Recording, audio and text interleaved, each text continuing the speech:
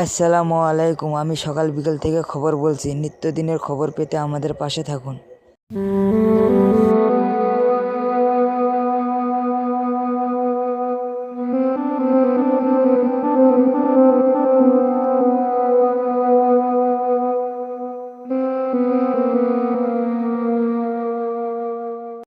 একটা কপিন মনে করিয়ে দেয় সেই ফেসবুক কমেন্টের উত্তরের কথা।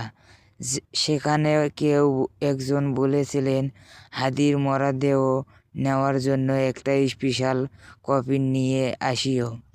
যার উত্তরে হাদি নিজেই বলেছিলেন, হারাম খাইয়া এত মোটা তাজা হয়নি যাতে আমার স্পেশাল কপিন লাগবে।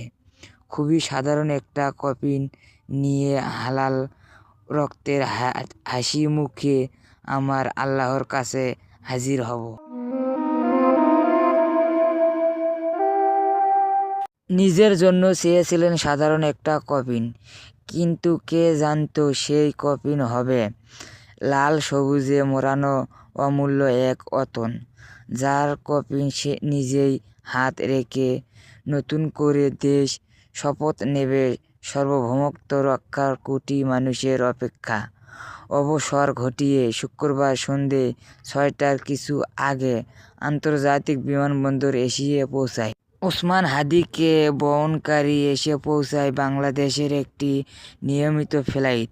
তার কপিন গ্রহণ করেন আজিজ রহমান খান, বিএনপির স্থায়ী কমিটির সদস্য সালাউদ্দিন আহমেদ, বিএনপির ভারপ্রাপ্ত চেয়ারম্যান উপদেষ্টা ডক্টর মেহেদী আমিন, জামাতে সেক্রেটারি জেনারেল মিয়া গোলাম পড়ুয়া, এনসিবির সদস্য সচিব আক্তার হোসেন, দক্ষিণ অঞ্চলের মুখ্য সংগঠনের হাসনাত আবদুল্লাহ, আমাদের সম্পাদক মাহফুজ রহমান সহ বিশেষ লোক।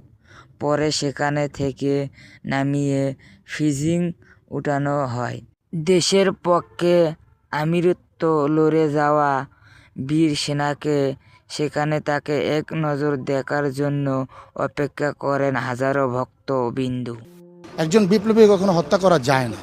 একজন বিপ্লবীকে হত্যা করলে সেখানে সেই বিপ্লবীর রক্তের বীজের মাধ্যমে লক্ষ বিপ্লবী জন্মগ্রহণ করে। আপনারা দেখতে পাচ্ছেন না, আজকে পুরো বাংলাদেশ জেগে উঠেছে। ওসমান হাদির এই রক্তে ধুয়ে যাবে বাংলাদেশের সকল আধিপত্যবাদীর যে যত চররা আছে।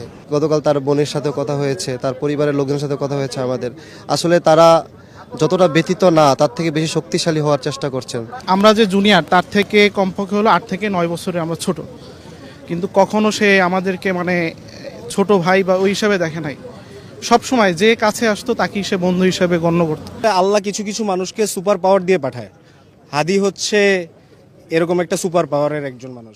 তবে ভিড় এড়িয়ে বিমানবন্দরের ভেতর দিয়ে নেওয়া হয় জাতীয় হিট রেকর্ড স্টেডিয়ামে। সেখানে হিমঘরে রাখা হয় তাকে।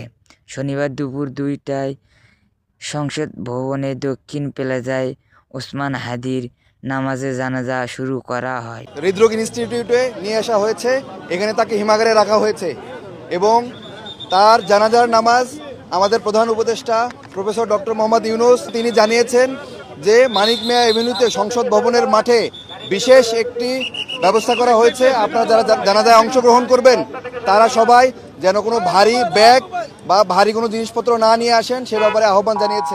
হাদির মরদেহ ঢাকা বিশ্ববিদ্যালয়ের কেন্দ্রীয় মসজিদের প্রাঙ্গণে নিয়ে যাওয়া হবে। ইনকিলাব মঞ্চ জানিয়েছেন, জাতীয় কবি কাজী নজরুল ইসলামের কবরের পাশে ওসমান হাদিকে দাফনের দাবি জানিয়েছেন পরিবার। একটি লাইক করেন, একটি কমেন্ট করেন। নিত্যদিনের খবর পেতে আমাদের পাশেই থাকুন। সকাল বিকেলে ইউটিউব